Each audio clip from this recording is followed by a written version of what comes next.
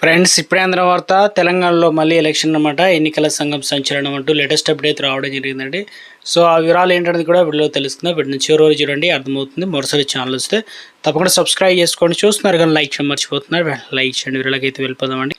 వచ్చే నెల 15వ తేదీ నుంచి తెలంగాణలో ఏదైతే SIR ఓటర్ల జాబితా ప్రత్యేక సమగ్ర సవరణ ప్రక్రియ మొదలవుతుందని, జూన్ 25 నుంచి జూలై 24 వరకు కూడా ఇంటింటికి వెళ్ళి వెరిఫికేషన్ చేస్తామని రాష్ట్ర ఎన్నికల ప్రధాన కార్యదర్శి సుదర్శన్ రెడ్డి అయితే చెప్పారు.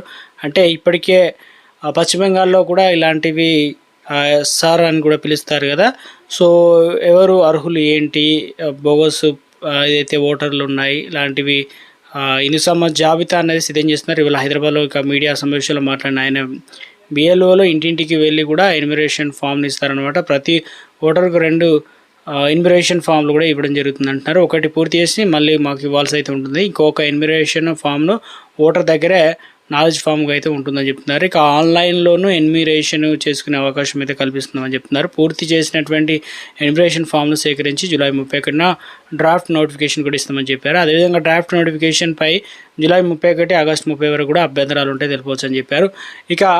ఇక అభ్యంతరాలు పరిశీలించాక అక్టోబర్ 1న తుది ఓటర్ల జాబితా కూడా ప్రచురిస్తామని చెప్పారు. రాష్ట్రంలో చివరిసారిగా 2002లో ఏదైతే NIR ఏదైతే SIR కావచ్చు ప్రక్రియ జరిగింది. దాదాపు 20 ఏళ్ళ తర్వాత మళ్ళీ SIR ప్రక్రియ జరగబోతుంది. ఓటర్ల జాబితాలో అనర్హులు లేకుండా చూడడమే SIR ముఖ్య ఉద్దేశం అనమాట. సో ఎవరు అర్హులు ఏంటనేది కూడా క్లియర్గా చెప్తారనమాట. సో ఇందులో క్లియర్గా ముఖ్యంగా మిగతా రాజకీయ పార్టీలు కలవరపెడుతుంది అనమాట. ఒక ఓటు బ్యాంక్ ఏ విధంగా మారబోతుంది, ఎంతమంది ఓట్లు పోతాయి అనే విధంగా. అయితే తెలంగాణ రాష్ట్ర ప్రభుత్వంగా మాత్రం త్వరలోనే ఎంపీటీసీ జడ్పీటీసీ ఎలక్షన్లు అయితే ఉండబోతున్నాయి. జూన్ జూలైలో కావచ్చు. మొత్తానికైతే ఒక లేటెస్ట్గా తాజాగా ఇప్పుడు అందుతున్న సోషల్ మీడియాలో అప్డేట్స్ అయితే అందుతున్నాయి అనమాట. చూడాలి.